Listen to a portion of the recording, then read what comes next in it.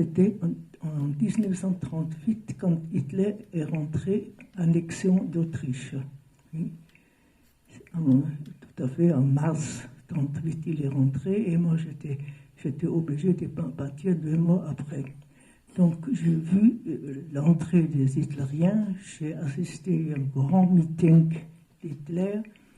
Il y en a beaucoup qui levaient la main, mais beaucoup pleuraient, et que immédiatement des rafles commençaient pour des gens qui étaient contre eux. Alors mon gardien m'avait dit, faites attention parce que la police est déjà venue pour demander ce que vous faisiez avec vos amis.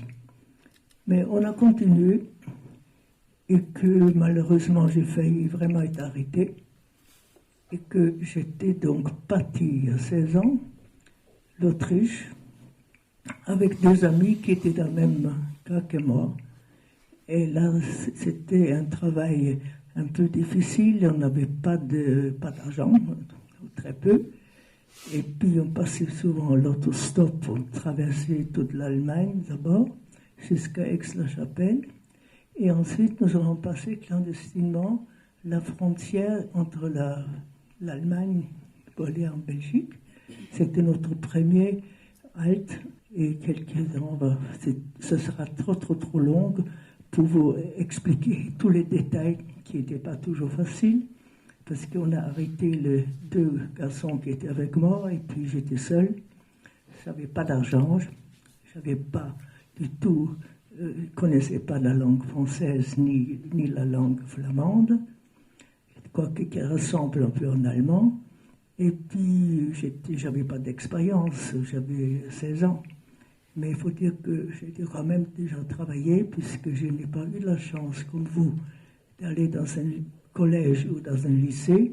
J'ai travaillé, j'étais à l'école jusqu'à 14 ans. Ensuite, j'étais apprenti croisetière. Alors donc, ça m'a appris, ça m'a aidé beaucoup après, parce que quand on sait coudre à la machine, on peut faire beaucoup de choses pour manger, parce que ça, il faut toujours faire quand même il faut manger quand même, travailler. Et j'ai passé quand même, avec beaucoup de difficultés, clandestinement les 2 frontières. Et puis j'ai trouvé ensuite du travail assez rapidement, mais comme clandestin. C'est pour ça que je comprends très bien les gens clandestins. Vous n'avez aucun droit, vous travaillez, mais vous êtes exploité juste pour manger, mais vous ne pouvez rien dire parce que vous n'avez pas de papier. J'avais beaucoup de difficultés pour me légaliser. Mais quelques temps après, on a retrouvé mes 2 garçons qui on ne pouvait rien leur reprocher. Alors donc là, on avait déjà des adresses, on pouvait déjà aller, on est allé dans les borinages. C'était comme Saint-Étienne à ce moment-là, des borinages, Charleroi, c'était des mines de charbon. Ça n'existait plus, comme à Saint-Étienne, ça n'existe plus non plus le charbon. Alors j'ai travaillé un peu dans les mines, en haut, pas en bas. Ensuite, dans une usine de briques, mais c'était fait par la main. Jusqu'à maintenant, je ne laisserai plus jamais tomber quelque chose de chaud. Hein. Parce que dès que la première fois, quand j'ai pris ça, on avait des gants, mais ça passe quand même. C'est tellement chaud que vous laissez tomber. Alors, mais chaque brique que vous laissez tomber était enlevé par votre salaire. Alors, ça, c'était normal. Donc, on a appris, même, ça s'est brûlé les doigts, mais on ne pas laissé tomber. Mais notre rôle était quand même de faire quelque chose pour nos idées. Parce que c'est très bien d'être contre quelque chose. Mais après, il faut dire, qu'est-ce qu'on peut faire pour faire contre? Et ça, c'était un problème parce que ce n'est pas toujours facile. D'abord, il faut savoir qu'on peut risquer sa vie. Est-ce qu'on accepte?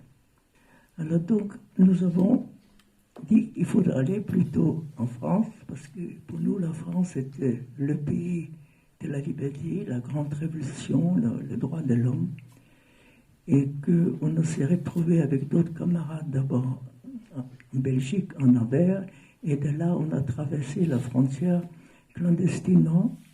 Moi, appuyé un garçon, parce qu'il faut dire qu'à ce moment-là, les filles ne portaient pas des talons, c'était interdit d'ailleurs. Donc je me suis coupé les cheveux, mis un pantalon évidemment, et que j'ai passé la frontière comme ça, clandestinement, entre la Belgique et la France. Vous pouvez imaginer, c'était quand même pas facile parce qu'on a toujours peur d'être inconnu, mais ça s'est passé assez bien. Et puis après, nous avons eu des adresses de quelqu'un à Lille qui avait nos idées, un Français qui nous a hébergés et nous a aidés. Vous voyez, ça c'est, on dirait vraiment un garçon là. Mais quand on regarde bien là, à ce moment-là, je ne faisais pas attention. Si vous regardez la chemise, elle n'est pas boutonnée comme les chemises des hommes. Parce que les hommes, c'est de l'autre côté. Vous avez déjà remarqué ça quand vous mettez une chemise? Les femmes, c'est de l'autre côté, c'est pas le même côté. Si quelqu'un avait fait très attention, ça m'aurait coûté l'arrestation. Ça, c'est sûr et certain.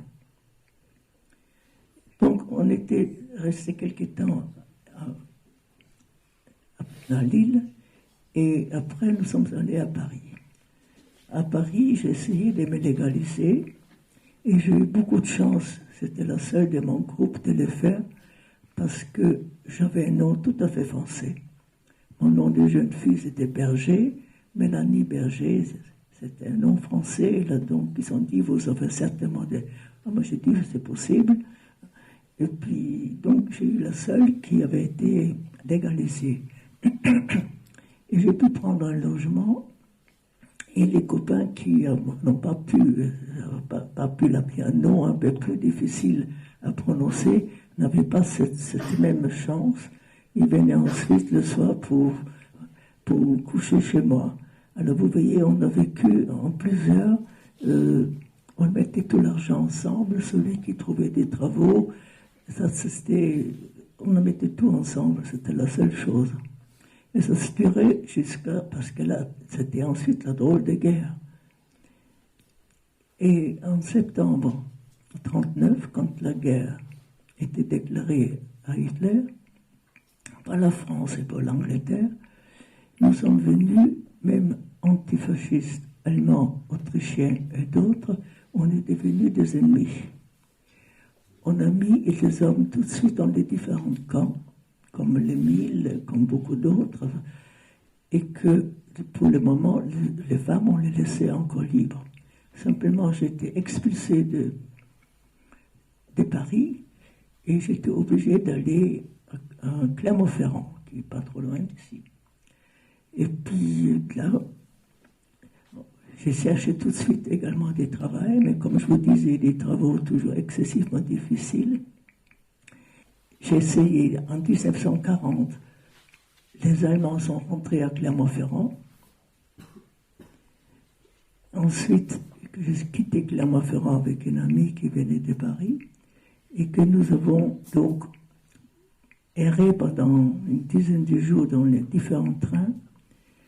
Et puis après, nous avons nous trouvés tous à Montauban pour commencer notre travail clandestin. Mais pour vous expliquer pourquoi Montauban. Montauban était un maire socialiste qui était très très favorable aux réfugiés déjà espagnols et ensuite antifascistes allemands et autrichiens.